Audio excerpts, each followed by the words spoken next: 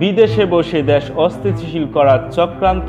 জুলাই বিপ্লবের খুনিরা কোথায়? ভারতে যারা আছেন শেখ হাসিনা, উবায়দুল কাদের, আসাদুজ্জামান খান কামাল, জাহাঙ্গীর কবির নানক, বাহারুদ্দিন নাসিম, বিপ্লব বড়ুয়া, পুলিশ কর্মকর্তা বিপ্লব সরকার, হারুনুর রশিদ।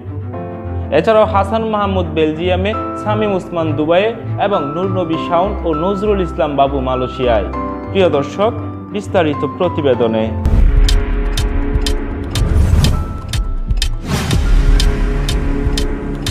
জুলাই বিপ্লবে নির্বিচার হরতাল পরিকল্পনাকারীদের বেশিরভাগই দেশ ছেড়ে পালিয়েছে।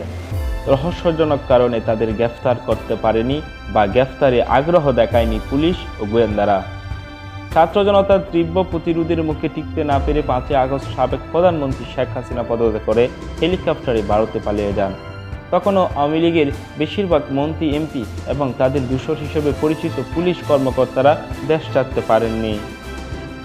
জনরোষের বয়ে প্রাণ বাঁচাতে তারা কয়েকদিন সেনা হেফাজতে ছিলেন। সেখান থেকে ছাড়া পাওয়ার পর তাদের বেশিরভাগ দেশ ছেড়ে পালিয়ে যেতে সক্ষম হন। তবে তারা কিভাবে বৈধ পথে দেশ ছেড়ে পালাতে পেরেছেন তা নিয়ে জনমনে খুব আর প্রশ্নের শেষ নেই।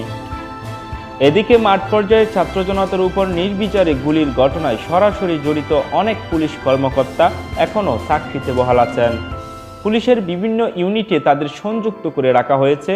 কেউ কেউ ইতিমধ্যে গ্রেফতার হয়েছেন। এছাড়া কঠোর হস্তে আন্দোলন দমাতে শেখ হাসিনার নির্দেশে প্রতিদিন দমন পরিকল্পনার চূড়ান্ত করা হতো সাবেক স্বরাষ্ট্রমন্ত্রী আসাদুজ্জামান খান কামালের ধানমন্ডির বাসায়। পুলিশের আইজি, গোয়েন্দা সংস্থার প্রধান, এনটিএমসির মহাপরিচালক, ডিএমপি কমিশনার, র্যাবের ডিজি সহ সংশ্লিষ্ট পদস্থ কর্মকর্তারা উপস্থিত থাকতেন। বিদেশে বসে পতিত স্বৈরাচারের ফেসিবাদের যিনি দণ্ডমুণ্ড, তিনি অপারেট করছেন বাংলাদেশের ভিতরে যাতে অস্থিরতা সৃষ্টি করা যায়। কিন্তু এই কুর গ্রুপের প্রায় সবাই এখন দেশের বাহিরে, অর্থাৎ পালিয়ে যেতে সক্ষম হয়েছেন।